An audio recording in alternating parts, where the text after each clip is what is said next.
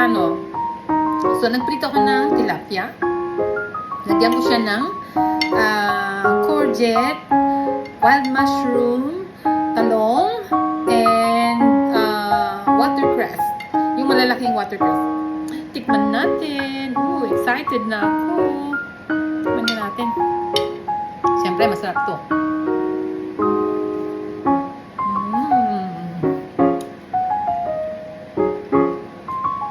Pinoy na Pinoy. Sarap. Sarap. Tapos piniritong tilapia. May buto. Sarap. I think dahil sa wild mushroom nang nilagay ko siya yung shiitake. Ang sarap. Grabe. Fresh na shiitake mushroom. Kain tayo.